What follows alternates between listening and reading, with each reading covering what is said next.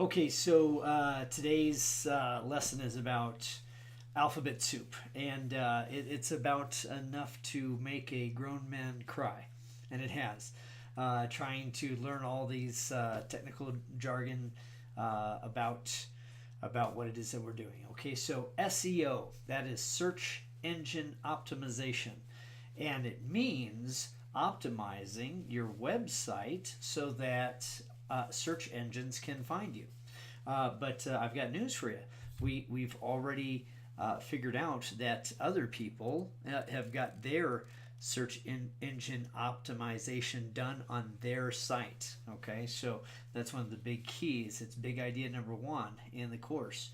There's more alphabet soup. There's more initials that I'll give you, and some of it is not super necessary to master, but you at least want to know what's being talked about. Okay, so one is CTA.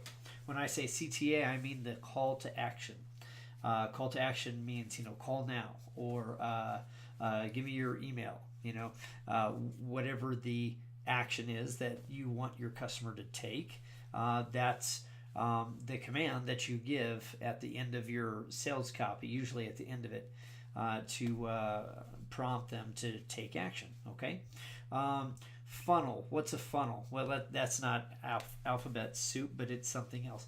A funnel is where, for example, we start off with identifying who's interested with something, and then who would like to learn more, and then who is starting to develop a desire, and then finally who's taking an action. All right, so the funnel starts wide at the top and it's narrow at the bottom, and that's how it's supposed to be. Another way to describe a funnel is a series of places where a person can say yes or no. At my martial arts studio, the top of the funnel is calls. All right, so phone calls are coming in because of my advertising, and then from that, hey, do you want to come in for an appointment? Well, less will come in for appointment than are coming for information. So an appointment, right? And then how many people actually show for their appointment? That's another choice, okay? And then finally, after they do the appointment, who wants to join? Okay, so that's a funnel. So let's talk about some of the alphabet soup, which is interesting because Google's actual corporate name is Alphabet. It's Alphabet Inc., right? I think. GMB is going to be Google My Business. SERP, SERP, is going to mean Search Engine Results Page. So that's what we're talking about when we talk about getting on page one of Google. What page are we talking about? We're talking about the SERP, the Search Engine Results Page. So when you type in the problem that you're facing, and Google gives you 10 different possible solutions, there it is. Okay, that's your SERP, SERP, Search Engine Result Page. Let's see, spaghetti. Spaghetti is a term that we use here, and that is throw up as much spaghetti on the wall as you can and see what sticks. We're going to do that because Google, at different times and in different locations, different places around the world, and even state to state, it varies what Google favors. So it's going to make sense for you to, for example, in my area, Yelp is a big thing. But in another area, whitepages.com or superpages is going to be a very important thing to get your business into. Okay, your business listing into. All right, so spaghetti just means, hey, let's throw a whole bunch on the wall, see what sticks, and then deepen it from there.